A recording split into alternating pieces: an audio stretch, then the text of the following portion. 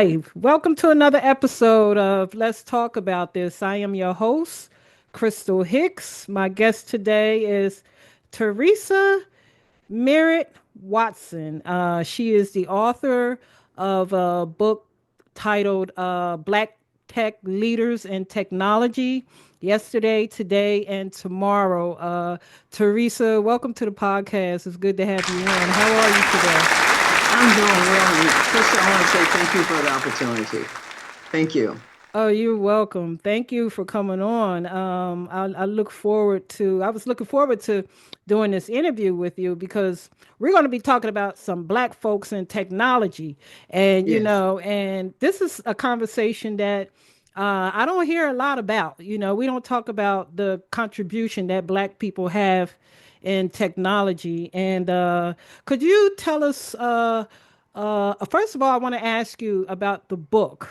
Mhm. What inspired you to actually write this book in technology?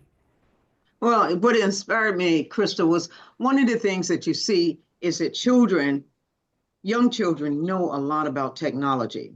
And I really wanted to engage with them in this space so that they can learn about the great things that African Americans have contributed to technology. And so when you think about things that we use on an everyday basis, you don't think about African Americans. And I think it's important for us to start thinking about the great things that we have done. This country would not be what it is today without the inventions of African Americans. But people really do not often think about us as it relates to research, intervention, or what inventions. They don't often think about us. But I wanted to reach the children. And so Right. we want to start, and that was a place I started.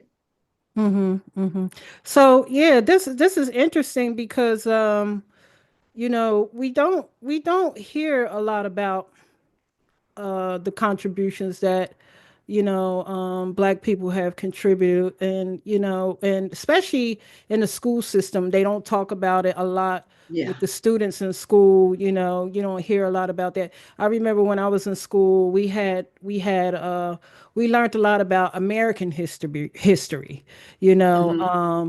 but they never really focused on you know Black history in detail as to the things that Black people had contributed to this country, and that's is I think this is a very this is well I can't say I think this is a very important conversation to have. And I just want to know what why did you choose to spotlight inventors from the DMV area specifically? And are there any particular interesting stories or achievements that stood out to you during your research? Well, before I go into that, American history is Black history. Black history is American history. And because without the Black history, Black invention, the American history would not be what it is. And so Hmm. the schools, a lot of the schools elected to leave out the contributions of African American history. But without the African American history, there would be no American history, but they just leave out our part. Right. It's like when you grew up, you thought Christopher Columbus discovered America. To find out that he never stepped foot on this planet, on this part of on the Americas. He just, entered the Caribbeans. But there's so many things in our learning, in our books, that the writers knew were not true from the very beginning. So even some of the history that we have in the books are not true. So Hmm. but as it relates to the DMV, as you notice, there are people from Illinois. They're all over the place, and so when you're talking about the history, Hmm. it's a lot of DC, the DMV area, which I actually like. I lived there for over 25 years, Okay. so I know it pretty well. Um, so one of the things is that what I try to do is highlight other things opposed to necessarily the area, because at some point in time you would see that African American were moving. They were moving from South to DC to Philadelphia. You have DC has a massive amount of people that move from North Carolina and South Carolina and Georgia into that area. And so you could take some of the things like some of the people like Alice Walker, Alice Parker, I'm sorry, Alice Parker, she was born in New Jersey, but lived in DC because she went to Howard. You Right. see? Right. So DC has a uniqueness about it because people go and they'll stay a while and then they'll leave. It's not often that I have anybody in there that actually was born in DC, Mhm. but even though, but my thing when I'm doing the research, one of the things that I try to highlight for our African American kids is that a lot of our people went to school. A lot of our people did not go to school. I want them to know that you can be successful without having a degree. Lewis Latimer created the filament for the lights, but he was a self-taught engineer. Mhm. Alexander Miles created the elevator door opener, and he was a self-taught engineer. And we really needed that because our black men were getting killed when they touched the lady in the elevator door when she Mhm. would.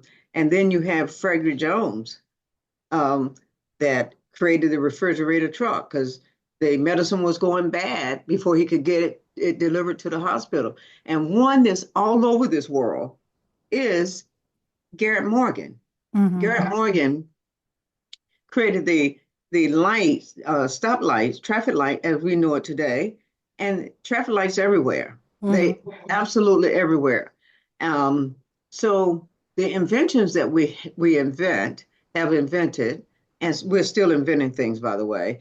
Um, if you take a look at them, they have had a profound impact, not just America, but I'm just right now focused on America, but the world. GPS. We were in France, and the guy turns on his GPS to take us to the Louvre and all these other places. That's a Gladys West invention. So the things that we have contributed should bring us joy and happiness and pride. And that's what I want, the message I wanted to send to these little kids that's going in first grade. Because my book is written in first to third grade. Mhm. And so but when you pick it up, it is for everybody because the book was sent out to people 20 to 85, and no one came back knowing more than two people. Mm. Wow. Isn't that something?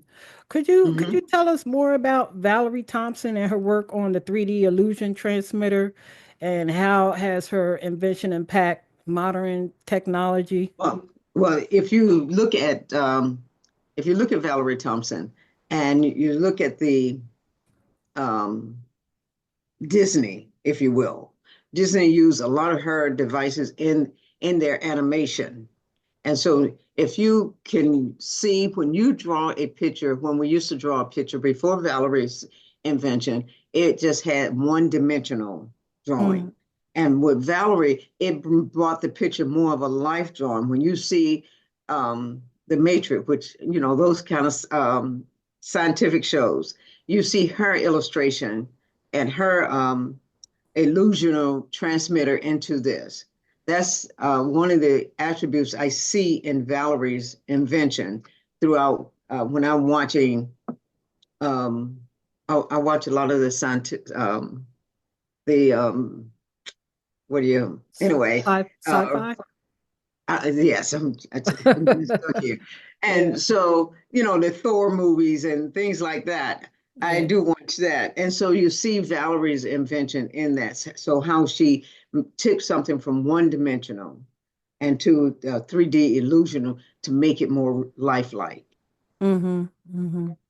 And Yeah, that's I was reading, I was doing some research on that and I was really surprised to see that, that she invented something like that because we don't think about,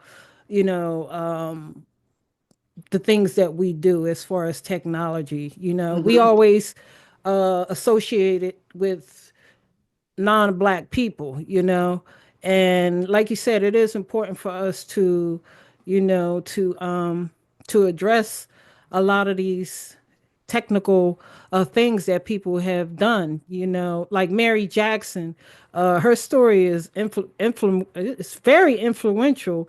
What do you think her greatest legacy is, both with NASA, because she was the first black woman engineer at NASA. Hmm. I She was was. surprised to hear that. I was surprised to. Well, I saw the movie Hidden Figures. That based on her? Yeah. Yeah, Okay. it was based on her. But Mary Jackson had a story. And this is the thing that people need to take a quick look at. When Mary Jackson was a young child, her parents saw that she had unbelievable math skills. And they didn't have a lot of money. And so a lot of people from church, they pitched in and helped. And they supported her passion. And Mm-hmm. that's what I want parents to see, is that your kid's passion may not be, because she grew up on a farm. And so it may not be what your passion is, but to support your kid's passion. And that's what her parents showed, Mm-hmm. they supported her passion, the church supported her passion, and whatever it took for her to just keep expounding on what she knew and what she enjoyed. And that's what I would like. It doesn't have to be, it could be, if your passion is, I know a guy whose father works on the Mustang. He knows the engine inside out. Mm-hmm. And what he does, now his son is going to go to college to be an engineer, and his goal is to work on a Mustang now, and change it a little here, tweak it a little there. But he knows the engine. That is his passion. He would never have been able to find out his passion. Been working on it since he's about 4 or 5, if he had not if you had not embraced it. And that's just something that we often don't see in school. It's kids being introduced, or their passion being nurtured. And so, if you see Mary Jackson and you continue to read about her father, her mother, they nurtured her passion. Now, Mm. are we getting that? Sometimes we do. Mm-hmm. We're so busy with our thing, we forget how important nurturing a child's passion is. That is So, right. because I know that I have 6 kids, and you run them here, you run them there, you're all over the place. But Mm-hmm. sometimes we don't take the time to nurture what their strengths are, what their passion is. I'll give them exposure. You have to continue to give them exposure. Even if my philosophy is, if you don't have very much money, there's so many things that you can do that are free. Like, you have to prepare food for your kids. Let them take part in that. I Mm-hmm. mean, just little things. I mean, I lived in the countryside. I don't right now, but we went fishing. That allowed us to teach the kids the anatomy. Mm-hmm. And one of my kids recently said that they think that they're going to take that up as a hobby. I Right. never knew it. So that's something that we need to start looking at doing. And not only that, showcasing the great things that African Americans have done. If we don't start supporting or pushing ourselves, no one else will do it. North Carolina Central at one point scored higher than the surrounding PWIs, in people taking the bar. They were scoring in the 90th percentile at one point. Wow. People were fighting to go to Duke, to go to Carolina. That's where they wanted to go, even though Central had the highest uh, pass rate. Right. You see? So we got to embrace the things that belong to us and help us when we lift them up. That's one of the reasons I wrote the book, because we need to know about Mary Jackson. We need to, and kids need to think, why would she be the first one? Why does she have all these problems? And so Martin Luther King says we should never lose our critical thinking skills. Mm-hmm. But are we teaching our kids to do critical thinking? Yeah. Are we spoon feeding them? Are we indoctrinating them to think the way we think, opposed to them, you know, thinking, using critical thinking skills? Yeah. And we have to be careful too, because now with this technology they have with this artificial intelligence, Mm-hmm. that can actually think for us. And, and that can take away your critical thinking skills, because all these computers are doing things, everything is doing things for us now. It's not letting this generation use their mind, Right. and that's something else I noticed. I mean, not to take away, I mean, artificial intelligence is good for certain things, but it's just some things that I think everything has its pros and cons, and I just think that with AI, you can use it to think for you like nowadays. Now you can ask an AI to write you a whole essay and it could write it for you, whereas it could take from people using their own mind and their own thinking, so and Well, that's go ahead. I'm sorry. now, I was going to say that's something that we have to like really be cautious of because we don't want to be able to have, artificial intelligence thinking for us for everything. Well, the thing about artificial intelligence is that you have to be careful because there's some mechanism that gives you what you, they'll tell you some things that's not necessarily true about Hmm. Black people. If you put in some certain questions, it'll tell you some elements about people. This is absolutely not true. And our teachers remind us that we can put stuff in AI all we want to. So if you decide you want to write an AI paper, they have the mechanism to tell you whether it's an AI paper. Did you get it from AI? But we do use it in a way, it does, I can see it impeding on our ability to do our own independent thinking. Hmm. And that's a sad thing. But students are not supposed to be able to use AI in school until they turn 18. Hmm. Um, um, and that's what a lot of the schools are asking kids not to do. But I'm sure that that's just totally, they may not use it at school, but I'm certain they're using it at home. Yeah. You can't. And the other thing that I wanted to point out is that in COVID, during COVID, we had to use Zoom or some mechanism like that. But then we don't think about who created the Zoom, who created voice over IP. And so when you think about Marion Croak, you know how powerful that tool is now, something that she created.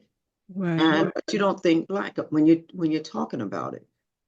You don't think about Marion Croak. Hmm. I just I don't really see I don't really know how to make sure that the families, the children, the businesses, like businesses, I think would not have all this power of that they have if they only knew the things that they're using is designed by some African American. You wouldn't have so many obstacles to overcome as a Black person because you go and use this color monitor. Mark Dean created that. You know what I mean? Hmm. Right.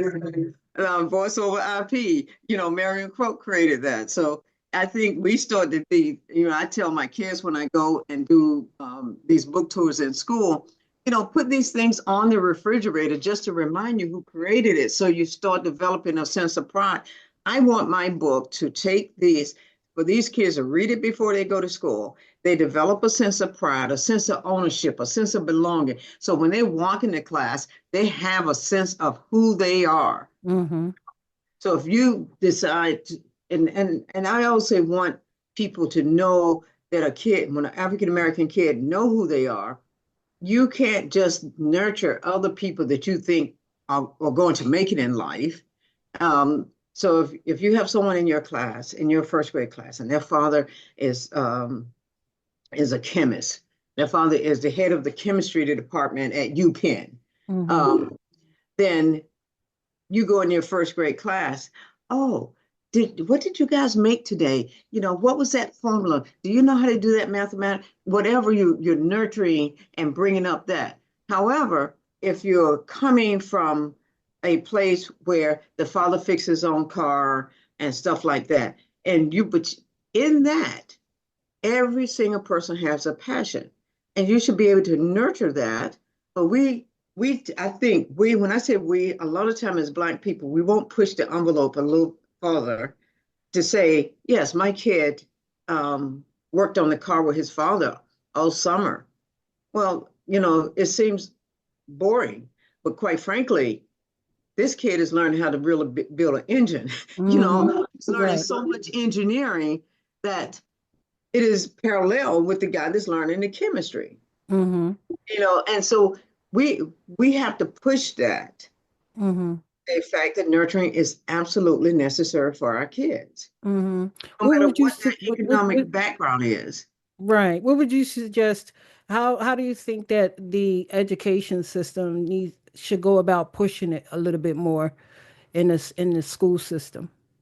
Because Well, now in Florida they trying to take so much away, especially now with what's going on with all this politics with, they trying to take us back. They trying to take books out of schools. They trying to, white Black history out of the school system. How do you suggest? What do you suggest that people should do as far as like pushing that a little bit further? first, from a parent point, from a parent, you you make sure that the school nurture. You can tell your teacher, you can tell the teachers, particularly at first, oh, my son worked on this car all summer with his dad. That is really he's learned a lot. And so you watch this same kid, right? He developed his math skills. His math skills are beyond a fifth grader. But you don't associate that passion that he's had because his father says, "Give me a 3 inch, give me the one that's symmetric is X, and whatever." He's talking in those mathematical terminology that the kid has become familiar with, which Mm-hmm. actually he says, I need 20, I'm gonna need 20 screws, but I only need four at a time, So automatically he's putting 5 rows together, you know what I mean? Mm-hmm. Um, 5 in a row, I mean 5 in a set. But so when you tell your teacher, you say, well, this is some of the things that we have done. And I think people should just simply say to the teacher, we're nurturing our kid. He seemed to enjoy the mechanics of things. Mm-hmm. So I think we should be able to give a teacher something about our child that you want them to help nurture. Because Mm-hmm. this kid over here that's in chemistry, math skills are okay. And the ones that's working on the car, his math skills are fine too. Two separate things. One, the father's a professor in the lab or something. The other one, the father works at the warehouse, but his joy is his car. Mm-hmm. Mm-hmm. Now, his son is going to be working on a Mustang when he gets older. Mm-hmm. That's what he's going to do. And this is all I'm saying. We have to do some things. Well, I think sometimes when I look at education, I think that we go in and we are looking for them to educate our kids, and we see over and over again that we're getting the short end of the stick, That's true. and then we sort of just let them just keep pushing things through. The system would not be in Oklahoma during John Hope Franklin era. They had in Greenwood High School scored the highest on their integrate test score of any school, black, white, in the whole state. Mm. We have always had schools that were doing uh, Marvel Collins schools. They did exceptionally well. Right. So, and there's so the ability for us to do it, and those models that they had, we're not getting curriculum where they're utilizing those models. Right. Even though, and so if you take Marva Collins, she got kids from all backgrounds. I mean, really, some really bad backgrounds as well, Mm-hmm. but she worked miracle with those. She had a 99% success rate in our kids. Mm-hmm. So no matter where your kids come from, their ability to learn, their ability to keep growing is there. It's how you approach that learning, Mm-hmm. you Mm-hmm. know. So that's what I'm hoping that the book will help people do, develop a sense of pride. Is Right. what I'm hoping. So Gladys West, she Mhm. contributed significantly to the development of the GPS technology. And Mhm. how do you think her work has shaped our everyday lives in the field of geospatial technology? Well, her technology has been have had a profound impact on the world on the world. Now, we think about it when we're using a car, when we're walking somewhere, but you look at the location. Every child of mine got my location. Mm-hmm. That's part of Gladys West's invention as well.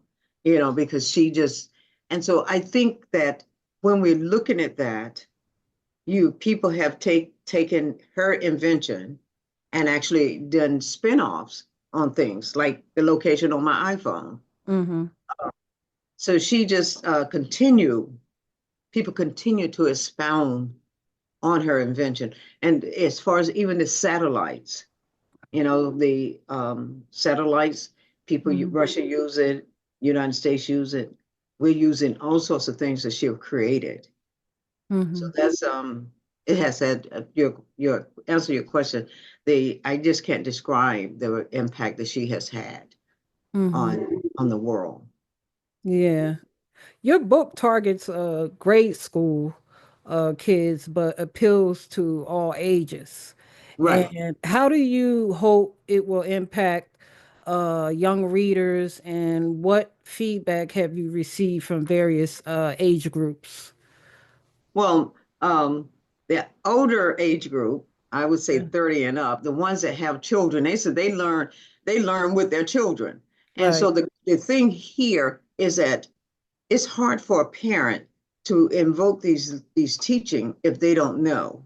Mm. And it's hard for, and sometimes you will pick this up when you're in high school. And when you get your family, you remember that how important it is. So I do think that I've gotten a lot of feedback that my kid just love it. He keep rereading it and rereading it and reading it.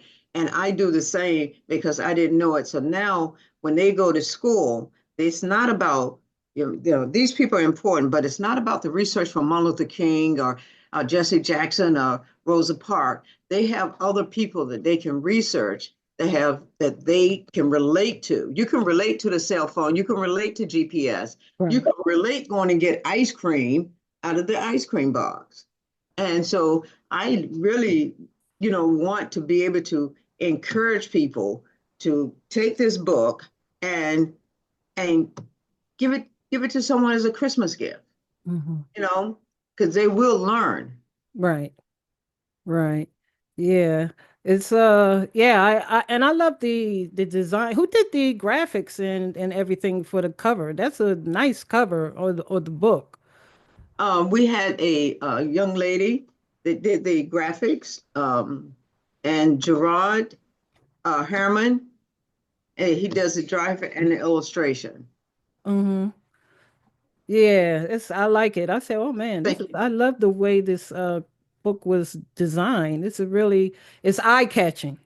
Thank you. Thank Yeah, you. it's really eye-catching. How important do you think it is for children, especially those of color, to see role models in the tech industry? And how does your book help facilitate that?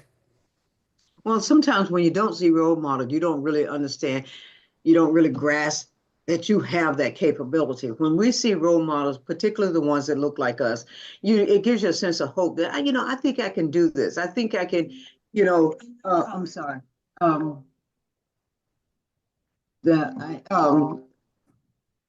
I think that it gives our people the sense that we too can be able to do this. When you don't see yourself, you start thinking maybe it's just not for us. But I think when we see people and we see in our school talk about the great things that African Americans have done, it gives the kids the hope and desire that we can do that as well. And so this is one of the reasons why now we have a Carol branding person. It's a cartoon. Mm-hmm. Um, Carol, we're actually asking schools. We give you everybody Black History for the week. Every Mm-hmm. week we give you a Black History fact. And so they're less than 30 seconds. And we're asking the schools to adopt Carol to just to be able to play their kids 30 seconds of Black history, you Mm-hmm. know, and it's between first and third grade, so it's pretty clean. And so we can start just seeing ourselves in these things. It's going to impact how we see a kid that may be making some bad decisions. So, I really like doing some engineering work. I Mm-hmm. really like learning how, and I don't remember all of these instruments, but I remember I was in France and they had instruments I had never seen, never heard of, that were actually developed and made in Africa. Mm. And so there's some things that you'll get that will bring your curiosity that even may help you find your passion and your Mm-hmm. purpose. And these are the things that, because every child has a purpose Mm-hmm. and they can walk through life and never fulfill their purpose because nobody nurture the things at this younger age. Right, that is so true. Yeah, that's why it's important. It was important for us to see the first black president because I never thought I would live to even see a black president, and let alone see the first black woman. And I'm putting that out there that Kamala's going to win this election. So, She's win. She's yeah, gonna win. She's gonna yeah, win. I think she's I'm gonna say I'm gonna even put a definite in there. I think it's not as close as people that, think it is. yeah. People make us think it is. That's what I say. I don't think it's that close. I I don't think think it's that close either.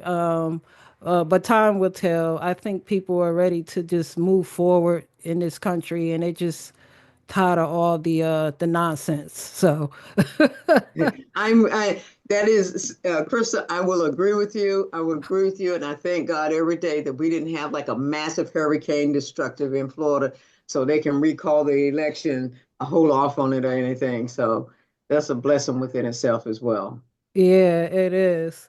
For young people who are interested in pursuing careers in technology, what advice would you offer them, and what resources are available to support their journey?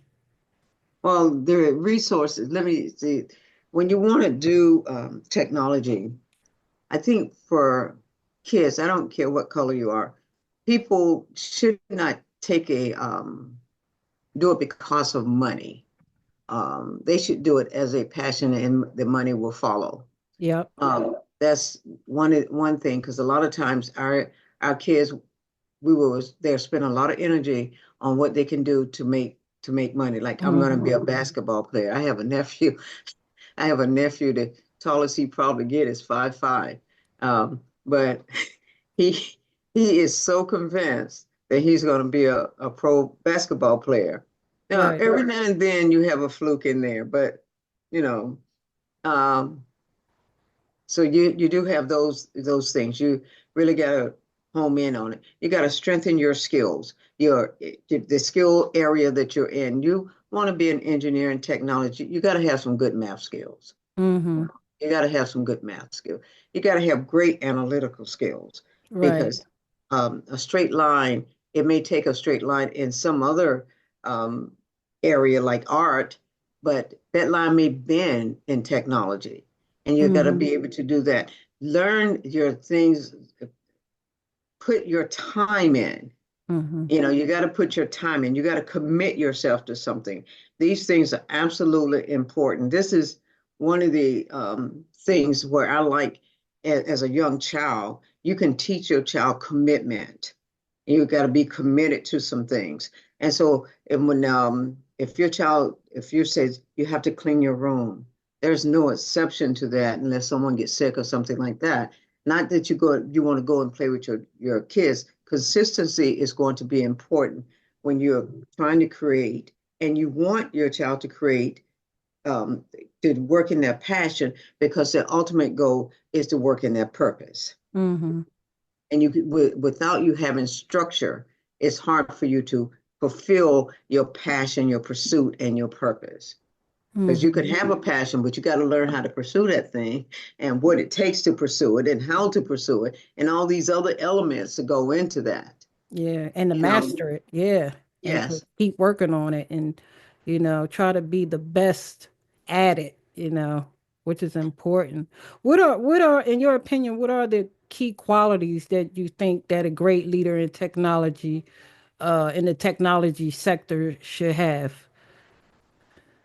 Well, What? I think regardless of whether you're in the technology or whether you're in the arts, those those qualities, honesty is always at the top of the game for me. You can't walk over people because you have, if I have more money and I can just walk over you, whatever you're doing. Honesty is always at the top of the game. Consistency is always important. Your commitment, and I hope I'm not leaving out things. And you have to work hard at learning your craft. So you can't say, I want to design, I want to write about Black people and then just find 10 Black people and then write about them. No, you have to really understand that there's other things and learn about the industry that you're thinking about. Mm-hmm. So I was telling about a friend that's working on a motor of a car. Now, generally speaking, a motor is a motor. Mm-hmm. The horsepower, the size of the engine, and that stuff change. But there's some components in that motor, in each one, that can actually, that's different. Mm-hmm. So you have to commit yourself to learning your craft to its nth degree. Mm-hmm. And those are the things that you need to put time in and not half do it. And Right. so it starts at a young age. That's why Mm-hmm. when I talk about your commitment, your kids need to have standards, your kids need to have commitments. And you say, kids with a commitment, yes, your commitment is not to leave your shoes in the floor. And That's true. that's not my job. My job is not to pick up after you. That's true. Those things start very young. And so as you help the kid progress through these different stages of life, they learn these skills that you are talking. So it's no one set because you're going into technology that's different than somebody going into art. Mm-hmm. Yeah, They're far cry different, but they're the same. If you went into theater, you couldn't go and audition for a play without understanding the character. that's true. That is so true. Yeah. How has like the landscape for Black professionals in technology evolved over the years? And what changes do you hope to see in the future? Well, Uh, what I will say is that not only has more men, you see more African American men than it was when I was growing up, are in technology, mhm. and you see more women in Mhm. technology. Um, and that has really grown tremendously. Um, I personally have two daughters in technology, and as I see, my husband was an engineer, so I think that Mhm. just sort of naturally rolled off on them. Mhm. But I see a lot of women in technology. So I think as you progress and as we become, when we become more critical thinkers, like Martin Luther King said, you will see our hands buried in technology. But technology has its strength and its weaknesses. Like right now, um, the government is looking at digital currency. Mm. I think digital currency is very important. We use it now with our credit cards and so forth, and the tapping and that. Some Mhm. people have had it in even their credit cards and things embedded in their skins. That's not me. But the problem with that is that we have a lot of things that we give. Like I go and I will make a contribution to something that's going on in the African American community. Mhm. I might give $20 to a kid, that's selling fish sandwiches. Fish sandwich not worth $20, but Right. instead of you getting change back, you give it to the kid. And so somebody tracking every little single dime you have, I think that they're doing this in a silent way that we're not paying attention to it. I think MIT is the one that has a contract with the government, and we're doing these things in a silent way, and it's going to impact our community. So I Mm-hmm. think that we should start paying attention to technology more than what I see that we're doing. And Mm-hmm. so I think that one of the things we have contributed and will continue to contribute it. And as we develop our own sense of security amongst being Black, you'll see the growth in that Black community like none others. Yeah, that's true. And lastly, what message or do you hope readers will take away from your book, Black Tech Leaders in Technology, Yesterday, Today, and Tomorrow? Well, I'm hoping that it will give our kids, particularly our kids, I know when I say our kids is under 9, Yeah. um, a sense of problem solving. I want them to give them a sense of critical thinking. I want our kids to start going to school and not accepting indoctrination, but more education. Mm-hmm. So, and that is something that is just sort of riding the wave right now is indoctrination. And people sometimes have a and so I want them to still be able to do that. If you plant those seeds in a young kid's head, he's always curious. Yeah. He's always curious. And so if we can get our kids to look at themselves and then go to school with a sense of pride, a sense of honor, knowing who they are and what their contribution has been, it can have such a profound impact on our education system as it relates to African American. I think so too. Yeah. I think so too, because it will give them some hope that, Yes. and inspiration, especially knowing that people of color contributed to these things, because we don't look as Black people have contributed to technology. We only look at white people being contributed to it, Mhm. But when we see our own kind and our own people being contributed to it, it gives young people a sense of inspiration too. And that's so true. But I have done reading and things to all white audience and things. And a lot of times, what they come back and say, "I didn't know this. I had no idea," and so forth and so on. Or they challenge me on the Edison and Lewis Latimer thing, and I'm like, "Okay, I got this," Hmm. So, um, but everybody needs to know the great things. That's And right. I think that, I spend most of my time trying to educate the African Americans. And because, that's who I really want them to change their outlook of their perspective on what we have done. Hmm. But I find that other groups are just as spellbound about some of this stuff. They know a lot of times they know more, they know about the invention, but they didn't know that we had a contributing factor or um, we were a contributing factor to this society. That's And true. that's what I want. That's what I want to get out there to our people. Hmm. Yeah, that's very important. Now the book, it hasn't been released yet, but it will be released. When will the book be released? November Uh, 12th, but we're taking orders right now, November the 12th. And and so what we're doing is doing pre-orders. And scheduling events and classroom events. I've done Georgia, New York, and New York, DC, North Carolina, Virginia, all up and down the East Coast, actually. mhm. So that's been rewarding for me. Yeah, I know you're excited about it. I am excited. Because I love this. I love this work so much. I do a parenting class, and then when I do the parenting class, I always incorporate the importance because my audience is predominantly Black. I always Mhm. incorporate the importance of teaching your kids. Right. who they are before they Hmm. leave home.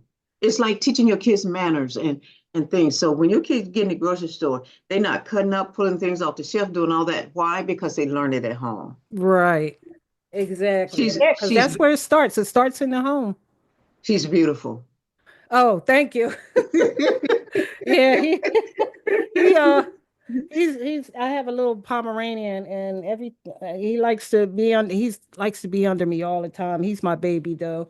He's spoiled and he always wants to be in my lap even when I'm working. So, yeah. Yeah, but so we just getting it out there is really, really important to me. And so whatever venue I use to get it there, the libraries, the school, I think it's important and it's time. I thought it was time for us to stop just accepting things and start pushing what we have done out there, That's you right. know. And I was looking at construction, and there's a lot of things in the construction. You see these high-rise buildings and you don't think black when you're doing it. You don't. No, we had a profound impact on the material that's used in building.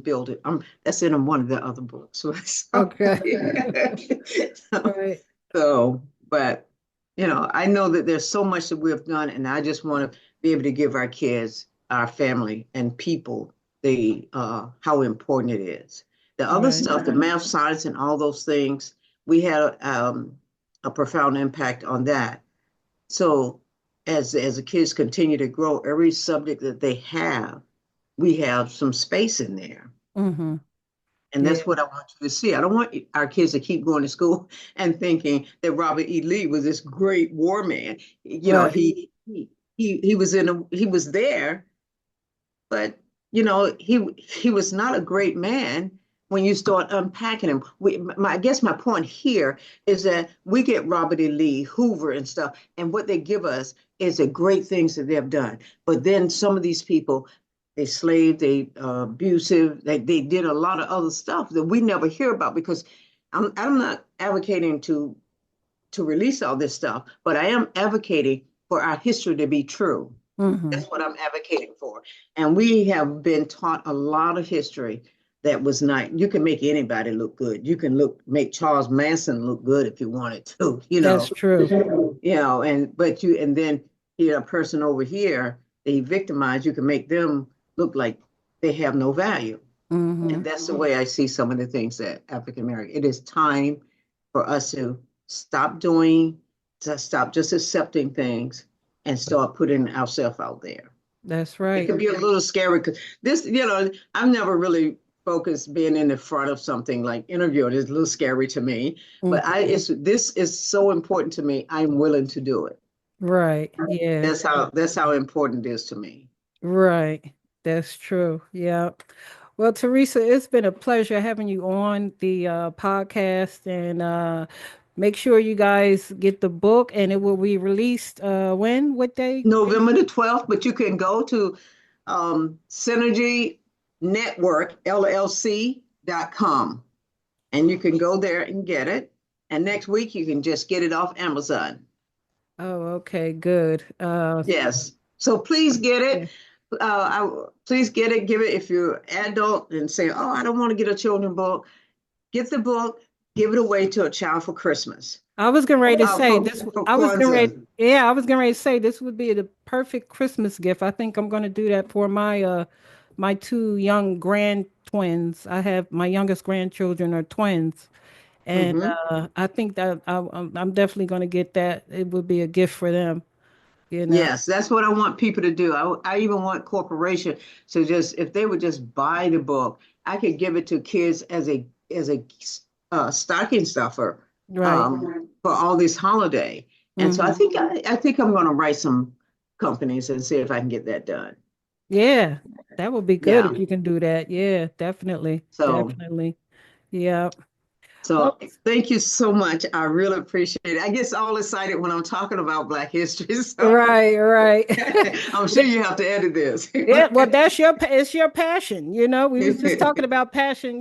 When you have a passion for something, you do get excited about it and you enjoy doing it. And it's not work. It's not work, No. especially if it's a passion. So, So yeah. So yeah. I'm looking forward to the book being released, so I can get a few copies for my youngest grandchildren as a Christmas gift. So I'm looking forward to it myself. So, Teresa, thanks again. It's been a pleasure Thank you having you so on. much. Yeah, I and really appreciate it. I for the look forward to seeing it. oh, thank you. And for the audience, make sure you like and subscribe to the channel, and make sure you watch the content. Don't just subscribe without watching the content, because that's what's important. And we'll see you next week for another episode of Let's Talk About This.